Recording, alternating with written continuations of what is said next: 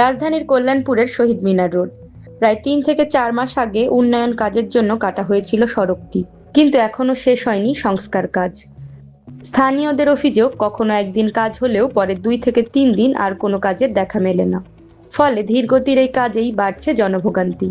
ভাঙা সড়ক, ধুলাবালি, গর্ত আর চলাচলের সংকীর্ণ পথ, প্রতিদিন এসব প্রতিবন্ধকতা নিয়েই যাতায়াত করছেন স্থানীয় বাসিন্দারা। এই রাস্তাটা কিন্তু আদলে কিন্তু কিন্তু ভালো ছিল রাস্তাটা।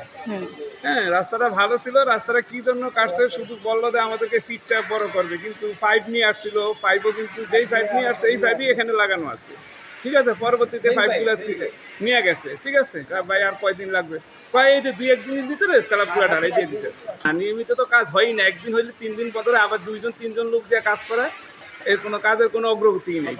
আমরা চলাফেরা করতে পারতেছি না। এই রোডে দুটো স্কুল আছে, স্কুলের বাচ্চারা আসতে পারতেছে না, তারপরে গার্ডিয়ানরা আসতে পারতেছে না। এই অবস্থায় মানুষের এই দুর্ভোগ, এই অবস্থায় আমরা আছি। আমাদের বাচ্চারা স্কুলে যাওয়ার টাইমে এই যে পিঠে পুড়ে যায়, হ্যাঁ, জুতা টুতা যা আছে সব এই বাথরুমের ময়লা টলা দিয়া, মানে এটা মানে ভাষায় প্রকাশ করা যায় না এই পরিস্থিতি। এই সড়কেই রয়েছে ২টি শিক্ষা প্রতিষ্ঠান। প্রতিদিন অসংখ্য শিক্ষার্থী ও তাদের অভিভাবক ঝুঁকি নিয়েই চলাচল করছেন। ছোট ছোট শিশুদের স্কুলে আনা নেওয়ায় চরম ভোগান্তির মুখে পড়তে হচ্ছে অভিভাবকদের। স্থানীয়দের অভিযোগ, ভাঙা সড়কের কারণে অনেক যানবাহন এলাকায় প্রবেশ করতে পারে না।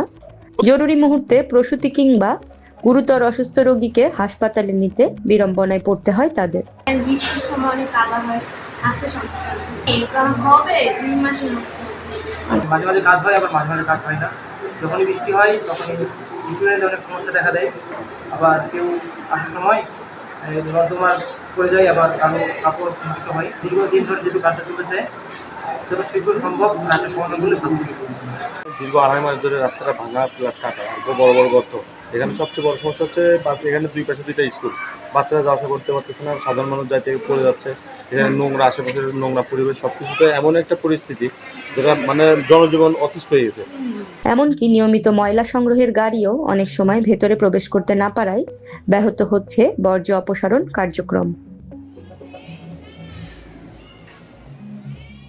Anika Hossain Ahona, Daily observer.